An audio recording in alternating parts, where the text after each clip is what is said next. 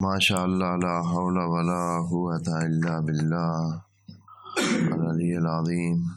اعوذ باللہ من الشیطان الرجیم۔ بسم اللہ الرحمن الرحیم۔ الحمد للہ وکفی والصلاۃ والسلام علی عبادہ الذین اصطفی۔ اما بعد، وعلیکم السلام۔ اما بعد فرب اشرح لی صدری ویسر لی امری واحلل عقدۃ من لسانی یفقہوا قولی وقل رب ادخلنی مدخل صدق واخرجنی مخرج صدق واجعل لی من لدنک سلطانا نصیرا۔ بسم اللہ وباللہ وتوکلت علی اللہ۔ قال اللہ تبارک و تعالی فی سورۃ البقرہ۔ اعوذ باللہ من الشیطان الرجیم۔ بسم اللہ الرحمن الرحیم۔ الف لام میم ذالک الکتاب لا ریب فیہ ھدی للمتقین الذین یؤمنون بالغیب ویقیمون الصلاۃ ومما رزقناہم ینفقون والذین یؤمنون بما انزل الیک وما انزل من قبلک وبالآخرۃ ھم یوقنون اولئک علی ھدی من ربہم واولئک ھم المفلحون۔ صدق اللہ العظیم۔ شکر خدا، ہم سورہ حمد کے بیان سے فارغ ہوئے ہیں۔ البتہ آپ دوستوں کو یہ عرض کیا ہوا ہے کہ جو کچھ ہم یہاں عرض کرتے ہیں یا تشریح اور تفسیر کی صورت میں، یہ تمام بطون قرآن نہیں ہوتے ہیں، تمام معنی نہیں ہوتا ہے۔ ایک ابتدائی اور ظاہری تفسیر کرنے کی کوشش کرتے ہیں تاکہ الفاظ کے معانی جو ان کا ظاہر ہے لغتاً و جو معنی کیا گیا ہے جملہ بندی کے حوالے سے اور جو ابتدائی تفسیر ہے وہ کی جائے، بہت گہرے انداز میں، اور بہت کہ جیسے بتایا گیا ہے کہ اس کے قرآن کے بطون ہیں اور بطون سبعہ، تو ہم ان کی طرف زیادہ نہیں جا سکتے ہیں اور نہیں عرض کرتے کہ زیادہ تر کوشش ہوتی ہے کہ شان نزول اگر کوئی ہے، اس کا کوئی تاریخی زاویہ ہے، یا اگر اس کے سمجھانے میں کوئی آس پاس میں ایسی بات ہے الفاظ کے حوالے سے، جملہ بندی کے حوالے سے، سیاق اور سباق کے لحاظ سے، اور یہ جو مختلف قسم کی جو عام ضرورت ہے، جو سب کی ضرورت ہے، ابتدائی ضرورت یہ ہے، اس کے لیے بعد میں وہ جو دقائق ہیں وہ اگر کوئی چاہے تو یقیناً کچھ خود مطالعات کرنے پڑیں گے اس حوالے سے، اور خود کچھ تحقیق کرنی پڑے گی۔ تو شکر خدا، ہم سورہ فاتحہ کو اسی انداز میں اسی حد تک عرض کر چکے ہیں۔ حالانکہ میں نے عرض کیا ہے سورہ حمد کے بارے میں بہت زیادہ تفاسیر اور بہت ہی تفصیل سے تفسیر کی گئی ہے، اور اس کے وہ جو معنوی ملاحظات ہیں اور معنوی لحاظ ہیں اور عرفانی لحاظ اور فلسفی لحاظ ہیں، وہ سارے اگر نظر میں رکھے جائیں تو کہیں دور جاتی ہے بات اور بہت لمبی ہو جاتی ہے۔ ہم سورہ بقرہ کی طرف چل پڑے ہیں، اور شکر خدا کہ خدا نے توفیق دی ہے اس کے سلسلے میں بات کرنے کی، اور انشاءاللہ آغاز کرنے جا رہے ہیں سورہ بقرہ کو۔ سورہ بقرہ یہ قرآن کی سب سے بڑی اور لمبی سورت شمار ہوتی ہے کہ 286 آیات پر مشتمل ہے، بسم اللہ سے ہٹ کر، اور بسم اللہ کے ساتھ 287 بن جاتی ہیں۔ یہ صورت مدینہ میں ہی نازل ہوئی ہے، ساری کی ساری تقریباً، جیسے کہ مفسرین کا اس پر اتفاق ہے کہ یہ صورت مدینہ میں نازل ہوئی، اور آپ جانتے ہیں کہ مدینہ میں نازل ہونے والی سور کی خاصیات کیا ہیں۔ اس میں علاوہ ان اعتقادات کی باتوں کے زیادہ تمرکز ہے تشریحات فروع دین پر اور اخلاقیات پر اور انسانی زندگی کے دوسرے انداز جو شرعی انداز ہیں ان کو بیان کرنے کے لیے، اور جو منفی ہیں ان کو روکنے کے لیے۔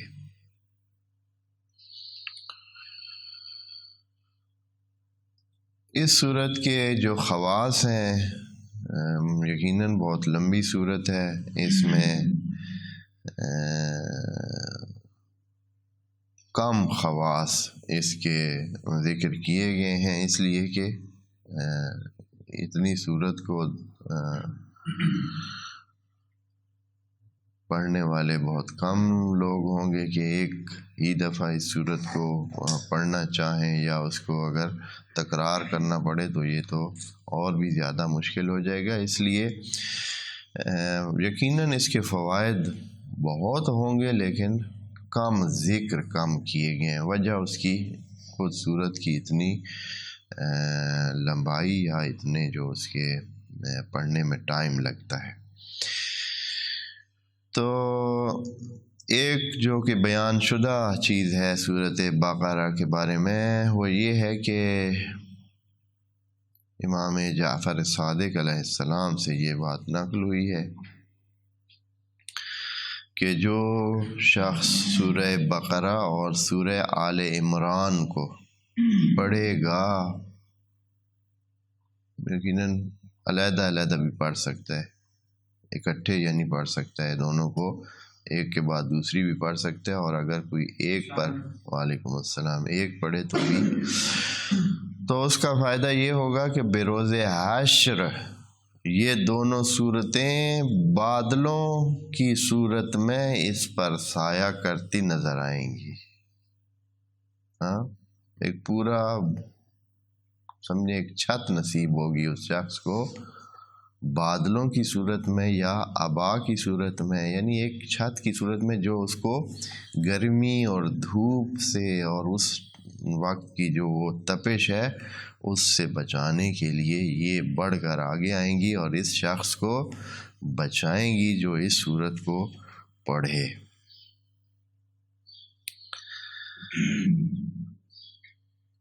دنیاوی لحاظ سے رسول گرامی سے یہ بات نقل ہوئی ہے کہ جو شخص سورہ بقرہ کی پہلی 4 آیتیں، یعنی ساری صورت نہیں پڑھنی ہے، پہلی 4 آیتیں جمع آیت الکرسی ہم فیہا خالدون تک، اور سورت کے آخر میں 3 آیتیں جو بالکل آخری 3 آیتیں وہ پڑھے، تو یہ شخص اپنی جان، مال اور اہل و عیال میں کبھی کوئی ناپسندیدہ بات نہیں پائے گا،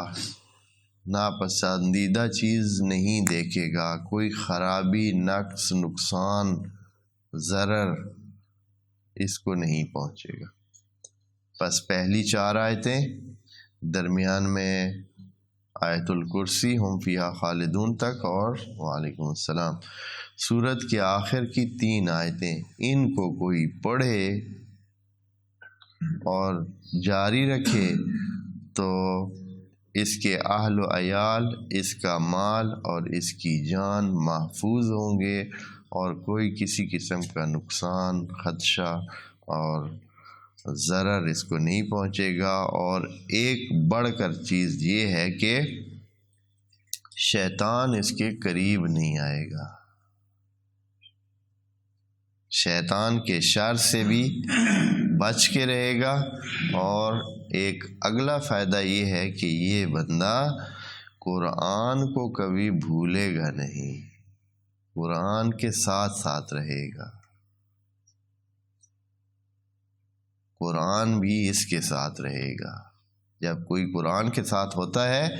تو قرآن اس کے ساتھ بھی ہوتا ہے۔ اس قرآن کو ایک کتاب لفظی یا ایک ورقوں پہ لکھی ہوئی کتاب نہ سمجھیں، یہ ایک وجود ہے۔ خدا کریم نے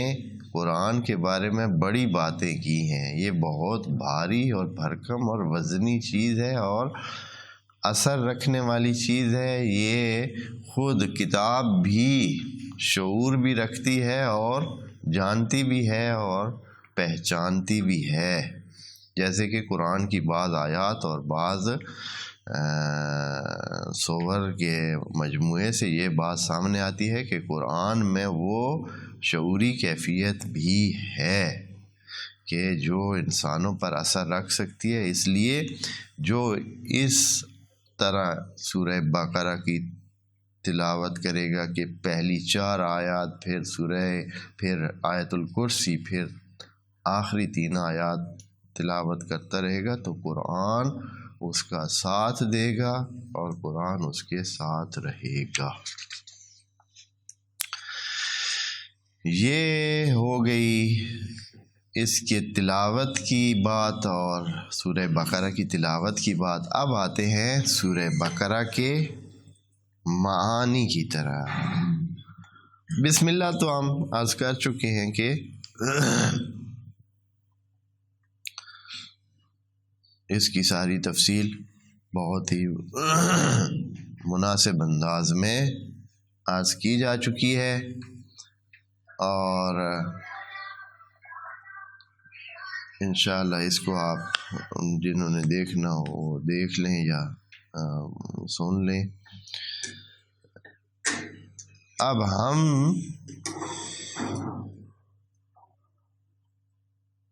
الف لام میم سے بات کو آغاز کرتے ہیں۔ الف لام میم، یہ اسی طرح ہی تمام اس میں لکھے جاتے ہیں قرآن میں۔ ان کا نام تمام مفسرین نے مقطعات، حروف مقطعات رکھا ہے، اور ان کے معنی کے بارے میں اور یہ کیا ہے، کس لیے ہیں، بے حساب نظریے قائم ہوئے چونکہ یہ صرف اس صورت کی ابتدا میں نہیں ہے، بہت ساری صورتوں کی ابتدا میں یہ حروف پائے جاتے ہیں۔ بہت تو نہیں کہہ سکتے ہیں، کچھ صورتوں کے ابتدائی الفاظ یہی ہیں، یعنی جیسے یہاں الف لام میم ہے، کسی اور صورت کے اول میں الف لام را ہوگا، کہیں صرف نون ہے، کہیں کاف ہا یا عین صاد ہے، کہیں یا سین ہے، کہیں تو ہا ہے، تو ہیں کچھ صورتوں کے ابتدا میں۔ تو مفسرین یہاں تگ و دو میں لگ گئے ہیں اپنے بیان کے حوالے سے، ان کی وضاحت کرنے کے حوالے سے، اول سے لے کر ابتدائی مفسرین جو کہ خود نبی کے زمانے سے تھے اور نبی کے ساتھ اصحاب رسول خدا میں سے تھے اور ناقلین روایات و احادیث رسول خدا میں سے ہیں، ان سے شروع ہوا ہے یہ سلسلہ، اور آج تک جس کو جتنا سمجھ آتا ہے وہ اس کے بارے میں بیان کرنے کی کوشش کرتا ہے۔ خود رسول خدا سے بھائی اس بارے میں کوئی بات نقل ہوئی ہو کہ خود رسول خدا نے اس کی وضاحت کر دی ہو کہ بھائی یہ اس لیے ہے، دو ٹوک انداز میں کسی نے یہ بیان نہیں دیا۔ شاید کسی نے پوچھا نہیں ہے، یا اگر پوچھا ہے تو جو بات رسول خدا نے خود کہی ہے، اس طرح نقل قول رسول خدا نہیں ہے کہ قال رسول اللہ مثلا کہ یہ حروف اس مقصد کے لیے رکھے ہوئے ہیں۔ یہ جو ابھی میں انشاءاللہ عرض کرتا ہوں کہ یہاں بہت سارے جتنے ابھی ہو سکے اس درس میں عرض کرتے ہیں، جو نظریات بیان کیے گئے ہیں کہ بھئی یہ کس لیے لیکن یہ ہے کہ ہم کسی آخری اس پر پہنچ سکیں۔ رسول خدا کا قول اگر موجود ہوتا کہ بھئی یہ انہوں نے کہا ہے کہ یہ مسئلہ ہے، یا ائمہ اہل بیت سے اس قسم کی کوئی بات نقل ہوتی کہ بھئی یہی ہے مقصد ان کا، اور اس پہ اتفاق ہو جاتا۔ یہ اتفاق کا نہ ہونا اس کا مطلب یہ ہے کہ اس کی نقل میں کچھ مسائل ہوں گے۔ تو اس سے پتہ چلتا ہے کہ کوئی پکی اور پیڑھی بات کسی کو بھی ابھی تک معلوم نہیں ہے، احتمالات ہیں۔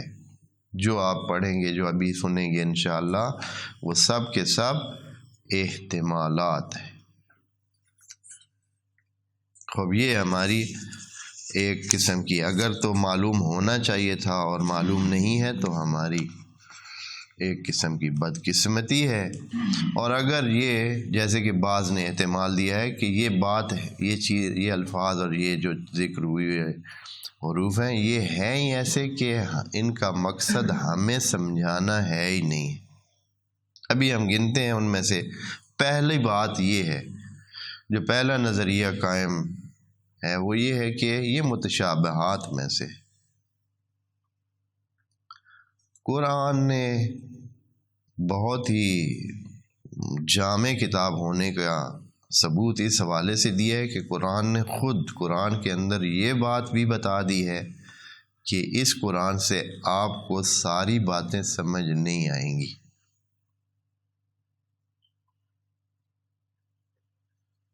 جیسے کہ قرآن نے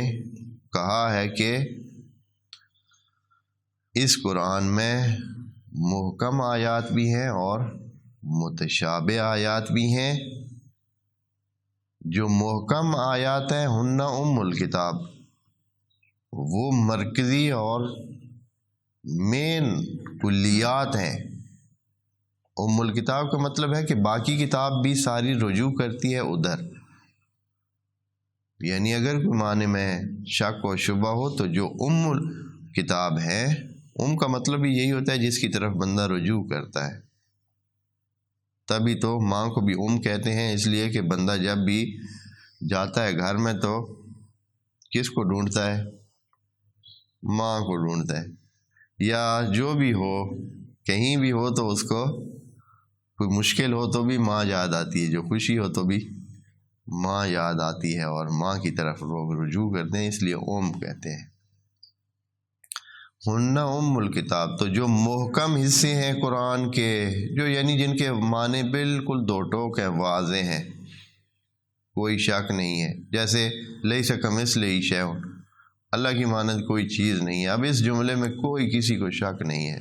بس جو بھی مثال دیں گے وہ اللہ نہیں ہو سکے گا، جو بھی تصور کریں گے وہ اللہ نہیں ہو سکے گا۔ جس کو آپ پیش کر سکیں، سمجھ سکیں، جس کے اوپر کوئی مثال دے سکیں کہ بھائی اس طرح کو، تو وہ سمجھیں کہ وہ اللہ نہیں ہے۔ لیس کمثلہ شیء، جس کی مثل آپ تصور کر سکیں وہ اللہ نہیں۔ بہت مستحکم معنی ہے اس کا۔ اب جو بھی بات آپ دیکھیں، کہیں ید اللہ دیکھیں یا کہیں اور چیزیں دیکھیں جن سے آپ کو شک ہو کہ اس کا کیا معنی ہو سکتا ہے، اللہ کا کوئی ہاتھ ہے، تو کیونکہ ہاتھ مثالی چیز ہے اور مثال دینے والی اور مثال بن سکتی ہے، اور ہم نے دیکھے ہوئے ہیں ہاتھ بہت ساری چیزوں کے، تو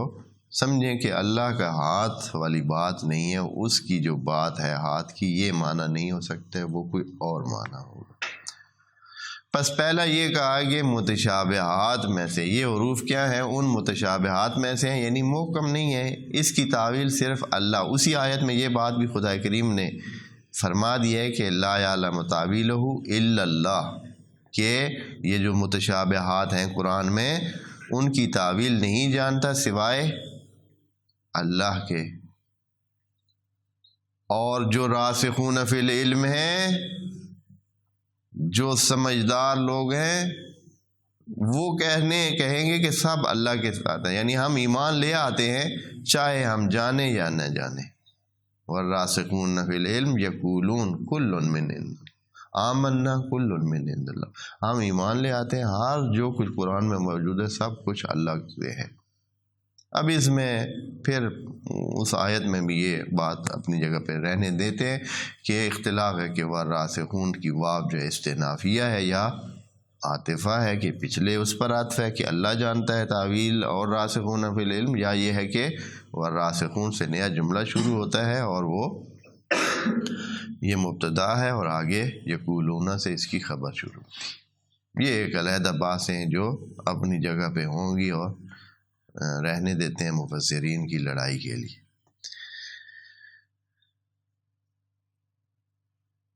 پہلا نظریہ یہ ہے کہ یہ کیا ہیں جی؟ متشابہات ہیں۔ الف لام میم متشابہات میں سے ہے، یعنی اس کا زیادہ اس کی میں کوشش نہیں کرنی چاہیے۔ اگر کسی کو سمجھ کوئی احتمال آتا ہے تو اپنے ذہن میں رکھے، یہ کہ اس کو کنفرم نہیں ہو سکتا ہے، ہم نہیں کہہ سکتے ہیں کہ یہ کیا ہے۔ اور متشابہات کی دوسری خصوصیت یہ ہے کہ متشابہات جو کسی زمانے میں متشابہ ہیں، چونکہ قرآن تا قیام قیامت اس نے رہنا ہے، تو انسان کی علمی ترقی کے ساتھ ساتھ کچھ متشابہات کھلتی جاتی ہیں، یعنی پہلے جو متشابہ ہوتی تھیں وہ اب متشابہ نہیں رہ گئی ہیں۔ پہلے کوئی چیزیں سمجھ نہیں آتی، مثلا پہلے فرض کریں کوئی آیت موجود تھی کہ کل فی فلک یسبحون، تمام سیارے اور ستارے اور آسمانی وجودات وہ اپنے اپنے دائرے میں پھر رہے ہیں۔ خب جب انسانوں کے پاس علم ہی نہیں تھا، وہ تو کسی چیز کی حرکت کو اتنا جانتے ہی نہیں تھے، اتنی تفصیل سے جانتے ہی نہیں تھے کہ واقعاً ایسے یا نہیں، تو اس وقت یہ چیز متشابہ شمار ہوتی تھی کہ ہمیں کیا پتہ کہ کیسے بھائی ہر وجود جو آسمان میں ہے اور کواکب آسمان کے، وہ اپنے اپنے دائرے میں گھوم رہے ہیں، اور اس کی سمجھ کیسے آ سکتی؟ انسانوں کے ہاتھ میں تو کوئی معلومات ہی نہیں تھی آسمان کی۔ اب جو انسانوں نے فضا میں اور اس کھلے آسمان میں سفر کیے ہیں اور پھر اپنی دوربینوں کے ذریعے اور اپنی تحقیقات کے ذریعے پتہ چلایا ہے، دیکھا کہ واقعاً ایسے ہے، ہر چیز ہی اپنے دائرے میں گھوم رہی ہے، اور اس سے بڑھ کر بلکہ کوئی چیز ہے نہیں جو دائرے میں گھوم نہ رہی ہو۔ اصلاً ہر چیز آپ کا وجود اور آپ کا یہ ہم بھی انسان بھی کیا ہے، سرکل چل رہا ہے نا، مٹی سے تبدیل ہو کر کچھ بنتے ہیں، پھر کچھ بنتے ہیں، پھر انسان بنتے ہیں، پھر ایسے پھر کے گندم آپ لے لیں، دانا ہوتا ہے، بوٹا بنتا ہے، پورا ہوتا ہے، گندم ہوتی ہے، آٹا بنتا ہے، پیستا ہے، کھایا جاتا ہے، پھر زمین میں کوئی چیز لے لیں، لوہے کو لے لیں، ایک دائرے میں سب چیزیں، یہ آپ کے جو یہ کہتے ہیں آئٹم جسے کہتے ہیں، ایٹم کے اندر پھر اب وہ کہتے ہیں وہ بھی دائرے میں گھوم رہا ہے، اس کے اندر جو وجودات ہیں وہ بھی دائرے میں گھوم رہے، یعنی ایک کل فی فلک یسبحون، ہر چیز ایک خاص دائرے میں، ہر چیز گھوم رہی، ایک چکر ہے جو چل رہا ہے۔ تو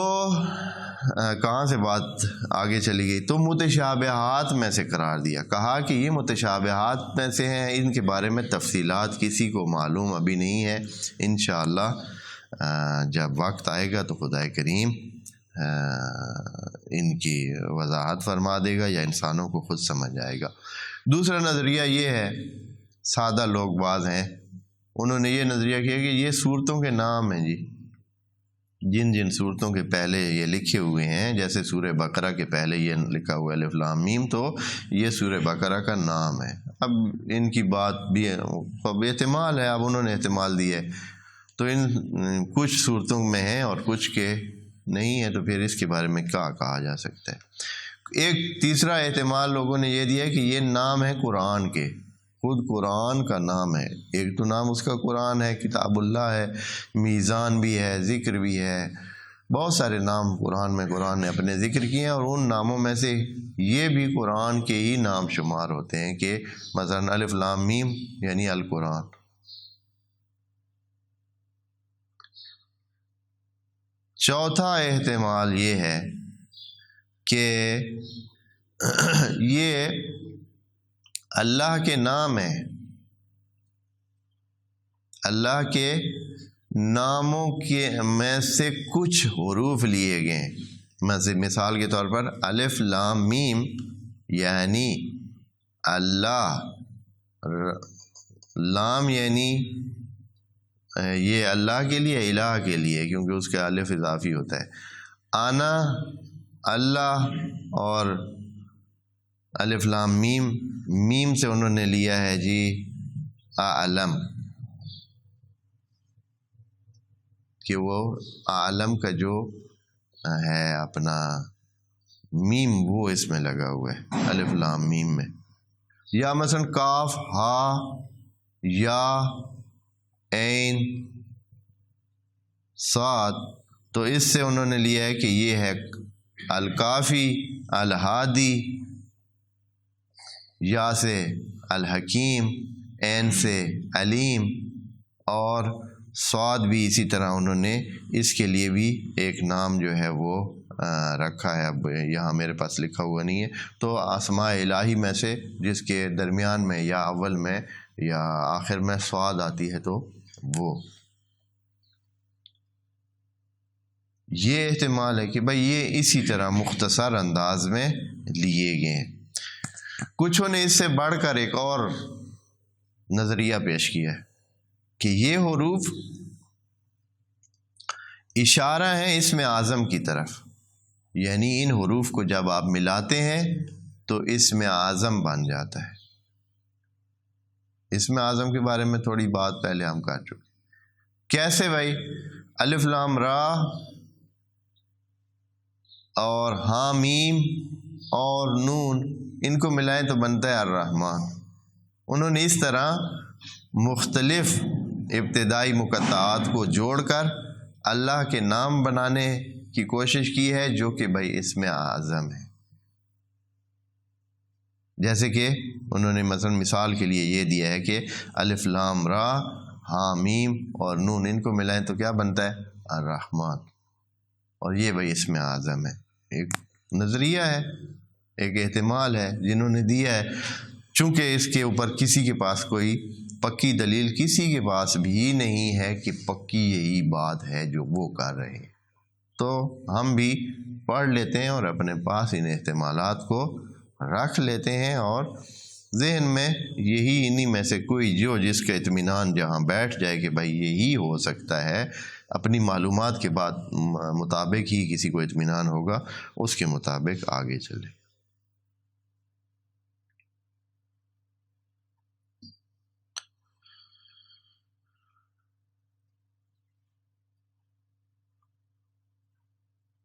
اچھا،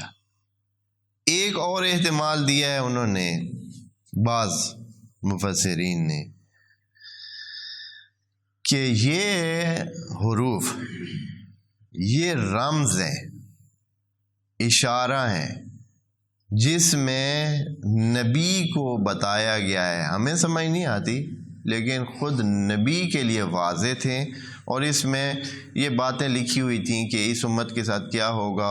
دوسری امتوں کے ساتھ کیا ہوگا، جہان کا کیا بنے گا، آسمان کا کیا بنے گا، یہ کب تک رہے گا، اس کی ٹائمنگ کیا ہوگی، اور کس انداز میں اس جہان کا برتاؤ ہوگا، لوگوں کے ساتھ کیا ہوگا، کیا نہیں ہوگا، کیا پیش آئے گا. یعنی ایک پیش گوئیاں ہیں اور ایک ایسی رمزی باتیں ہیں جو نبی، یعنی کوڈز ہیں، جیسے آپ کہہ سکتے ہیں پورے جہان کے حوالے سے کوڈز ہیں جو نبی کو بتائے گئے ہیں، اور نبی ان چیزوں کو جن کے پر نازل ہوا ہے قرآن انہوں نے سمجھ لیا ہے. ہمارے سمجھنے کی ضرورت بھی نہیں ہے، ان کو پتہ ہے کہ کیا ہے اور کیا نہیں. آٹھواں احتمال بھی اس سے ملتا جلتا ہے. انہوں نے یوں خیال کیا ہے کہ اگر ہم ان حروف کو جب جملوں میں تبدیل کرتے ہیں اور ان جملوں کو حساب کرتے ہیں ابجد کے حروف کے ویلیو کے لحاظ سے، اور جو حروف کی طاقت ہے، ہر حرف کی ایک خاص مقدار اور قدر ہے اور طاقت ہے، اس کو جب جوڑتے ہیں تو اس میں سے یہ نکلتا ہے، اس امت کی بقا کا حساب نکلتا ہے کہ یہ امت جو ہے وہ کب تک باقی رہے گی اور کیا کرے گی، اور اس کے ساتھ کیا کیا پیش آئیں گے حالات، وہ انہی حروف مقطعات میں موجود ہے. اور ایک نظریہ یہ بھی ہے، 9واں نمبر، نامہ نظریہ حروف مقطعات قرآن کے بارے میں یہ ہے کہ یہ کچھ بھی نہیں ہے، کوئی بڑی بات نہیں ہے. یہی جو ہمارے پاس حروف تہجی ہیں، معجم میں لکھے ہوئے حروف ہیں، جیسے الف با تا سا جیم ہا خا، یہی حروف لکھے ہوئے ہیں. کچھ ان میں سے لکھ دیے گئے ہیں اور کچھ نہیں لکھے. مطلب یہ تھا کہ بھائی اے انسانوں، آپ کے پاس یہی حروف ہیں اور ہم نے انہی حروف سے یہ کتاب بنائی ہے، اور آپ کو بھی کہتے ہیں کہ آپ اگر آپ کے پاس زور ہے تو آپ بھی اس طرح کی کتاب لے کے آئیں. یعنی یہ حروف ذکر کر کے یہ کہنا چاہا ہے کہ دیکھیں ہم نے انہی حروف کو جوڑ کر ایک ایسا مجموعہ الفاظ کا آپ کے سامنے پیش کر دیا ہے کہ جو آگے کہہ رہے ہیں کہ لا ریب فی ہے.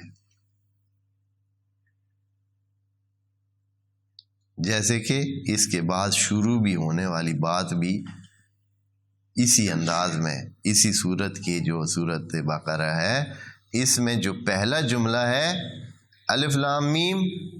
ذالک الکتاب. اب یہ ذالکہ ہو سکتا ہے، اس نام احتمال کے مطابق ہو سکتا ہے کہ یہ الف لام میم ذالک الکتاب، یہی کتاب بھی یہی چیز ہے، یہی حروف ہیں، یہی حروف تہجی ہیں، یہی معجم میں لکھے جانے والے حروف ہیں.